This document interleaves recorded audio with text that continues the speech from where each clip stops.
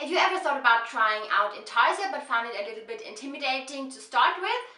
I'm Tabia and today I'm going to list my 10 favorite Intarsia patterns, which will make it super easy for you just to pick one and start knitting and get started with Intarsia.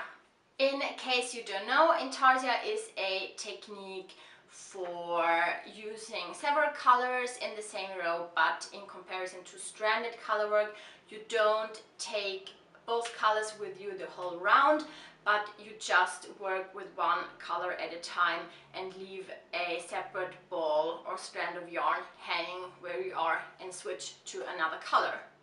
I want to start off with 3 shawls that are actually quite similar to each other, and the first 2 ones are Twig by Melanie Berg and Metronome by Julia Farewell Clay.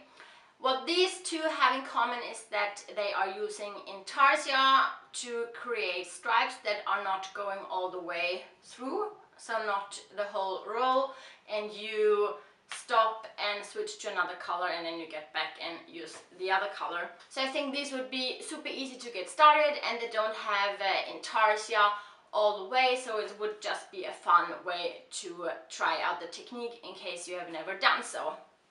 The third shawl that also looks quite similar to these 2 is Angular Momentum by Renee Callahan, and it also incorporates stripes, but it has this color block in the background which is created with Intarsia. And I also really love the geometric look that this has, just as the other 2. Another pattern that I really love is Fog Harbor by Fiona Ellis. Of course, you know I love all of her things. And in the COWL you create this triangular shape that has stripes in it, and you are using single strands of yarn for all of the stripes. So each of these one stripes is its own Intarsia section. I think potentially, in my mind, when I think about it, I just see some tangles in front of me, but I think that as it's a quite small project, it would be really easy just to try out and how to organize the strands and so on. And I really love how it looks, so that's something that I'm quite intrigued to knit for next winter. Then I've also looked at some sweaters that I love, and I'm starting with the one that I'm wearing. That's Sombra by Eleanor King and has been published in Pom Pom a few years ago. And when I started to look at some patterns in Ravelry for this video, then I had a look at my favorites, and I didn't really think about that I actually had knitted a Intarsia sweater, but then this one showed up and I was like, yeah, it is an Intarsia. So what you basically do with this one is that you are holding several strands together to create the V shape, and then you just continue with one of the strands. So it's the V shape that is kind of created with a Intarsia, although you don't change all of the colors but just omit 1 or 2 of them when you come to the outside. And it's a really lovely summer top. I have gotten so much wear out of it, and in case you're looking for something nice to knit for the summer and want to try out Intarsia, then this one is perfect. I can really recommend it. I made this one out of a cotton yarn that's called Ito Chima.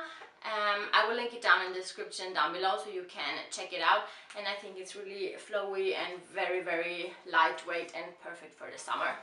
Next pattern is more of a typical Intarsia project, and I think that it is the first pattern that I ever favorited to Ravelry. It is Happy Triangles by Kayomi Bergen, and I really love it. I just think it's so pretty, and the sample is knit up in Letlopi, which also is quite handy, because if you have made a Lopapesa, a Icelandic sweater, and you have some scraps left, then you could easily just get a new base color, and then you can use your scraps and leftovers for the triangles.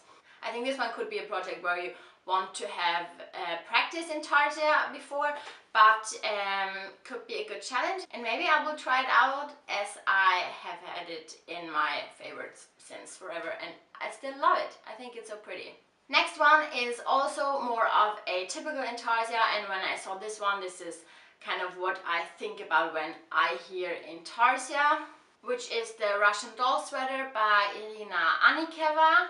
Two sweater patterns that only have a little bit of Intarsia and are working more with color blocks are League by Veronique Avery. It's a Brooklyn tweed pattern and it uses Intarsia in the shoulder to create the color blocks here. And I think it's really nice. It looks like such a classic, and then it has this extra that it has this special technique to create those blocks of colors.